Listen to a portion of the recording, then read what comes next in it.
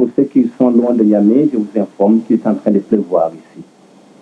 On avait prévu l'installation dans les grands halls du CCOG, mais hélas, il a fallu transférer à l'intérieur de la salle de conférence. Pour ce faire, donc on a attendu et nous allons commencer avec vous. Nous avons un grand conférencier ce soir. Mesdames, Messieurs, la solution de facilité dit chaque cas est très difficile à être présenté et puis on passe directement à la conférence. Mais quoi qu'il en soit, j'ai une multitude de livres ici que j'ai pu avoir grâce à M. Double Gado et au Franco, ainsi qu'au Celtou. Notre conférencier de ce soir, je l'ai résumé en disant que c'est un grand homme. C'est un historien. Plusieurs livres ont été écrits par lui. C'est un homme de culture, c'est un homme politique. Un homme de culture. Depuis 1955, il a fait un certain nombre de livres qui sont bien connus de vous, tels que Nation, Nègre et Culture, Antériorité des civilisations nègres, Mythe ou Vérité, les fondements culturels, techniques et industriels d'un futur État fédéral d'Afrique noire, l'Afrique noire précoloniale, l'unité culturelle de l'Afrique noire, etc. Il est également linguiste et égyptologue. Pour cet effet, plusieurs autres écrits ont été faits dans ce domaine. Il nous a écrit l'Antiquité africaine par l'image, le peuplement de l'Égypte ancienne et le déchirement de l'écriture méotique, etc. Il est également physicien. Vous avez sûrement vu ou entendu parler des écrits sur le laboratoire de radiocarbonique de l'IFAN,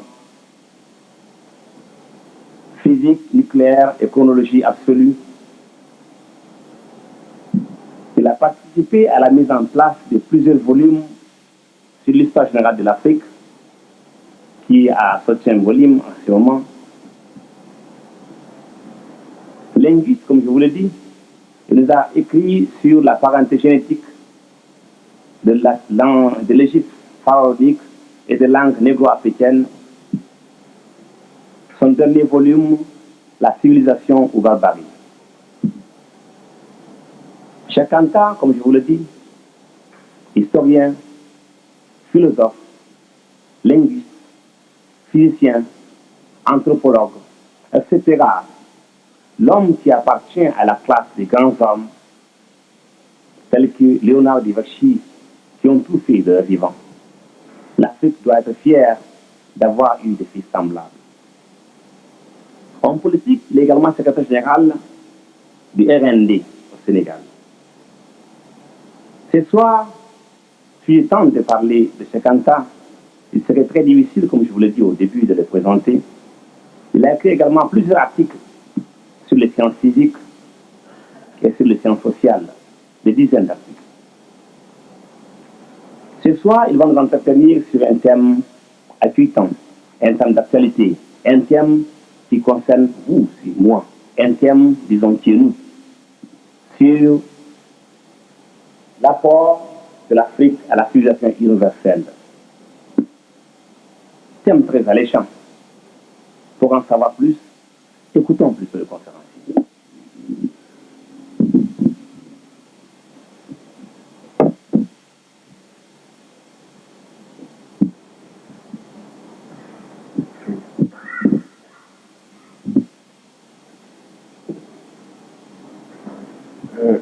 Mesdames, Mesdemoiselles, Messieurs, il se fait tard et pourtant j'aurais voulu vous parler, vous entretenir ce soir assez longtemps pour pouvoir vous communiquer un certain nombre d'informations qui me paraissent essentielles. Hélas, je serai bien obligé de me résumer. Mais j'essaierai, autant que faire se peut, de vous communiquer quand même l'essentiel du thème de ma conférence. Aujourd'hui, en effet, nous devons parler de l'apport de l'Afrique à la civilisation universelle. De quoi s'agit-il? L'Afrique passe pour un continent, pour être un continent fruste, qui n'a presque rien apporté à la civilisation. On parle souvent du rendez-vous du donner et du recevoir, en supposant que d'ici là, l'Afrique aura fait ses preuves et que peut-être dans la phase ultime du développement de la civilisation universelle, l'Afrique apportera quelque chose à l'humanité. C'est vraiment renverser le courant de l'évolution et raconter l'histoire à rebours que de concevoir le développement historique de cette façon. Parce que c'est bien le continent africain qui fut à l'origine de tout le développement de la civilisation. Je voudrais seulement saisir 3 grandes étapes de cette évolution et m'entretenir avec vous là-dessus. Au tout début donc, maintenant cette question ne se discute plus âprement, mais il y a une trentaine d'années, pour être sérieux, il ne fallait pas considérer que l'Afrique puisse être réellement le berceau de l'humanité. C'était une idée qui paraissait extrêmement saugrenue et il fallait même faire preuve d'un grand courage intellectuel pour avancer une telle pensée. Depuis, la recherche s'est développée et vous en connaissez les résultats. Nous savons aujourd'hui que l'Afrique est bien le berceau de l'humanité. Mais vous me direz tout de suite que le berceau de l'humanité, on a dit que c'est un berceau à roulettes et qu'il passe d'un continent à l'autre. En fait, ceci est inexact. Ce berceau, on l'a placé au début en Asie, pour des raisons bien connues, relevant de la tradition biblique et aussi des apparences. C'est en Asie que se trouvent les 3 races. On a en Asie des noirs, des blancs et des jaunes, et la tradition biblique aussi plaçait le berceau de l'humanité sur ce continent. De la sorte, les premiers archéologues, tels que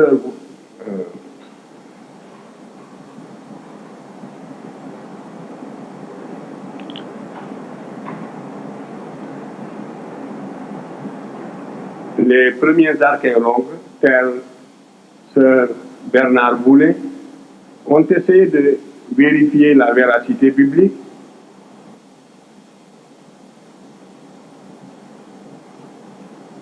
Et donc, des fouilles ont été entreprises en Mésopotamie pour montrer que le déluge a bien eu lieu et que la Bible a dit vrai.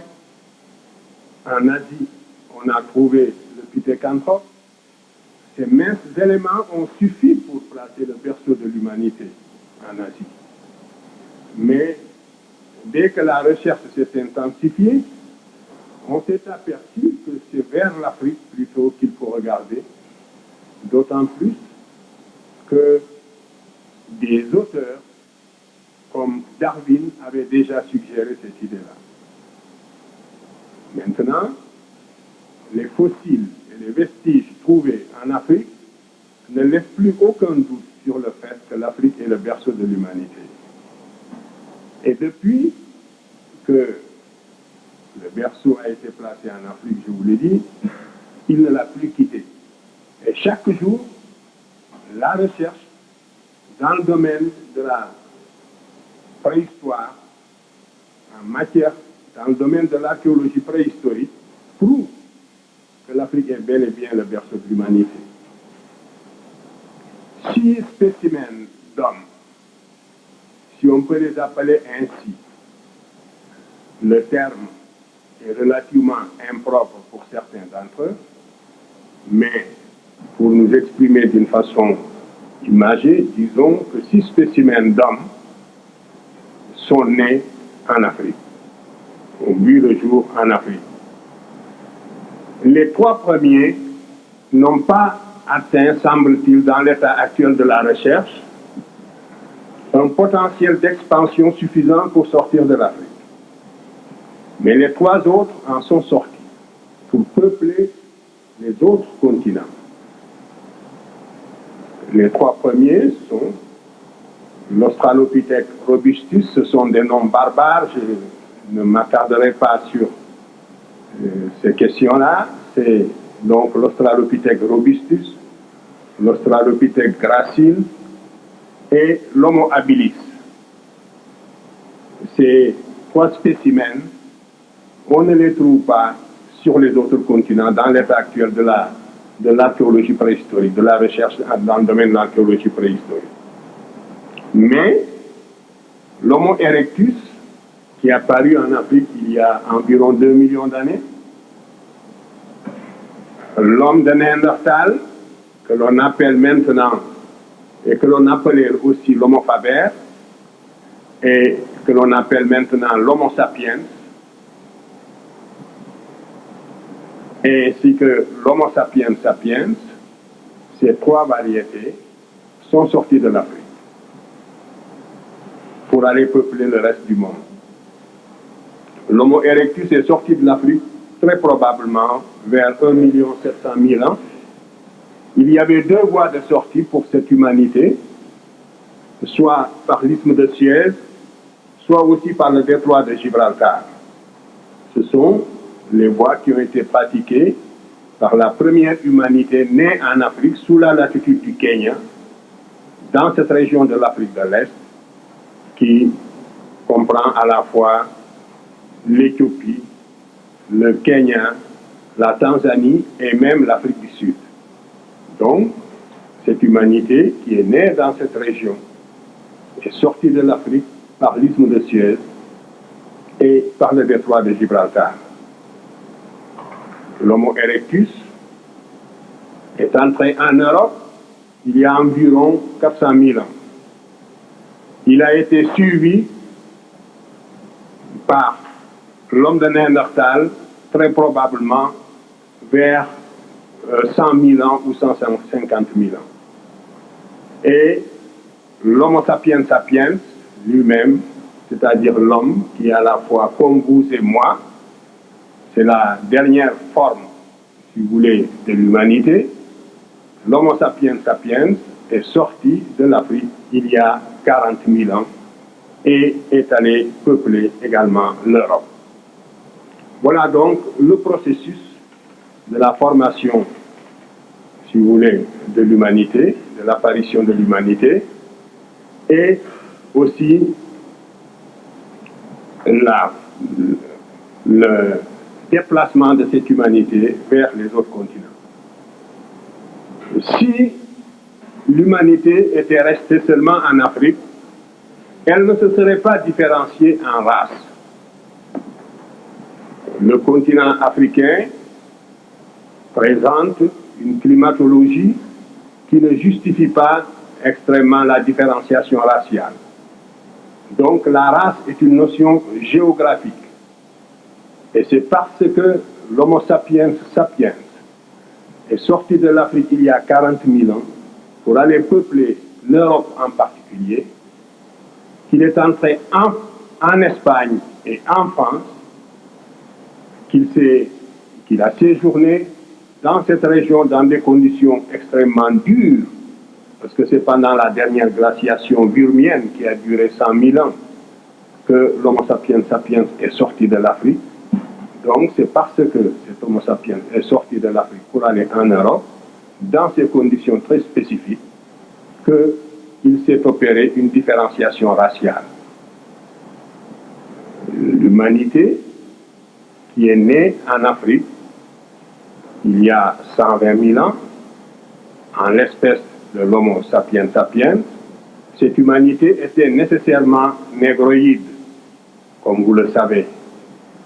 Vous savez bien que les organismes supérieurs nés sous la latitude du Kenya, pour survivre dans les conditions de la préhistoire, devaient être nécessairement pigmentés. L'organisme devait être nécessairement protégé du flux des rayons ultraviolets sous la latitude du Kenya pour pouvoir survivre. Donc, l'écran de mélanine est fonctionnel. C'est un bouclier qui protège l'organisme des rayons ultraviolets pour lui permettre de survivre. Et c'est la raison pour laquelle cette humanité qui est née par hasard en Afrique était nécessairement négroïde. En émigrant dans les conditions de la préhistoire pour aller en Europe, elle s'est adaptée à d'autres conditions diamétralement opposées aux conditions de vie de l'Afrique. Et c'est pour ça que progressivement, elle a blanchi pour devenir leucoderme. Ce laps de temps est évalué à peu près à 20 000 ans si nous considérons la date, l'époque de l'entrée de l'homme de Grimaldi, c'est-à-dire du premier Africain en Europe. L'homme de Grimaldi, ainsi qu'on l'appelle, est entré en Europe il y a 40 000 ans. Il est resté sur place, il a évolué sur place jusqu'à moins 20 000 ans, pour qu'apparaisse pour la première fois sur la planète la morphologie du leucoderme et par conséquent le type humain qu'on appelle la race de Cro-Magnon. Il faudra encore attendre 15 000 ans pour qu'apparaisse le type que l'on appelle communément l'homme de la chancelade et qui serait le prototype du jaune. Pendant le Paléolithique supérieur, donc, voilà les trois races qui vont exister dans les conditions de la glaciation urmienne. Et la toute première, qui est la race noire, s'est étendue de l'Europe de l'Ouest jusqu'au lac Baïkal, à travers la Crimée, le bassin du Don, toute la région de l'Europe actuelle. Partout, on trouvait, il y a 32 000 ans, on ne trouvait qu'une seule humanité homogène, qui était cette humanité négroïde, qui, en s'expatriant, se différenciait aussi. C'est la même humanité aussi qui a fini, vers moins 15 000 ans, qui a traversé le détroit de Bering pour aller peupler également les trois Amériques. Et justement, le peuplement de l'Amérique est une confirmation de l'origine monogénétique de l'humanité, parce qu'en Amérique, vous avez toutes les transitions climatiques, depuis la Terre de Feu jusqu'en Alaska. Vous avez donc toutes les zones climatiques possibles qui existent. Mais l'Amérique n'a pas connu d'homme fossile. Il n'y a pas, par exemple, en Amérique, ni d'Homo erectus, ni d'Australopithèque robustus, ni d'Australopithèque gracile, ni d'Homo habilis, ni d'Homo erectus. Parce que comme je vous ai dit que les trois premières variétés ne sont pas sorties de l'Afrique, c'est tout à fait normal qu'on ne les trouve pas en Amérique, mais l'Homo erectus est bien sorti de l'Afrique et on ne le trouve pas en Amérique. De même, l'homme de Néandertal est sorti de l'Afrique et on ne le trouve pas non plus en Amérique. Donc, nous voyons bien que l'origine monogénétique de l'humanité, qui au premier abord paraissait relativement invraisemblable, est confirmée par l'archéologie préhistorique. Si j'avais le temps, j'aurais parlé de la philosophie qui sous-tend les deux thèses qui s'affrontent aujourd'hui dans le domaine de l'hominisation et de la théorie de l'hominisation. Vous savez bien qu'il y a la thèse monogénétique qui s'appuie sur toutes ces données de l'archéologie préhistorique, mais à côté aussi, il y a la thèse polycentrique qui voudrait que certaines conditions étant réunies, la nature ait créé ici un homme jaune, là un homme blanc et ailleurs un homme noir. Cette thèse, qui est aussi la thèse du bon sens, eh bien, elle n'est pas confirmée par les faits d'archéologie préhistorique. Et lorsqu'on y regarde de près, elle est même la plus invraisemblable parce qu'il est extrêmement improbable que la nature, au cours de son évolution, passe 2 fois par le même point. Bref, c'est la thèse monogénétique qui est confirmée. La thèse polycentrique est sous-tendue aussi par des préoccupations, disons, raciales, pour ne pas dire racistes. Tout ce que je vous dis sur l'origine de l'humanité ne doit pas nous inciter à tirer la moindre gloriole, si je puis dire, du fait. Il nous faut seulement considérer que c'est un fait du hasard. Mais si on le perd de vue, on explique l'évolution à rebours et on enlève l'appétit intellectuel aux chercheurs et aux étudiants. C'est donc le seul intérêt que présente cette thèse, c'est parce qu'elle est conforme à l'évolution réelle, au processus réel d'hominisation, donc elle est conforme à la science, et prendre le contre-pied, c'est donc prendre le contre-pied de la science. Voilà donc l'intérêt surtout qu'il faut attacher à cette théorie de l'apparition de l'homme en Afrique. Vous voyez donc qu'au tout début, par le plus grand des hasards, l'Afrique a vu naître l'humanité et le peuplement du reste du monde s'est fait à partir de l'Afrique. Et les hommes qui sont sortis de l'Afrique ne sont pas sortis de l'Afrique les mains nues. Ce sont des hommes qui sont sortis avec toute leur industrie constituée. L'homme de l'Orignacien avait inventé une industrie justement. Le Grimaldien, comme je l'ai appelé tout à l'heure, il a inventé une industrie qu'on appelle l'industrie orignacienne. C'est ainsi qu'on l'a caractérisé une fois qu'il est arrivé en France. Mais cet homme est entré en Europe avec son industrie bien constituée. L'industrie orignacienne, dont cet homme est responsable, n'est pas née en Europe. Elle a été inventée de l'extérieur. Et les inventions qui se situaient au niveau de la pierre à cette époque étaient de véritables révolutions. Cela aussi, il ne faut pas le perdre de vue. C'était le sommet du progrès. C'était au moment où l'homme devait affronter la nature, une nature quasi vierge, n'est-ce pas, pour la dompter. Et dans ces conditions-là, qui étaient des conditions extrêmement dures que l'imagination peut à peine aujourd'hui reproduire, les hommes, à cette époque-là, c'est l'Afrique qui a porté aux autres continents.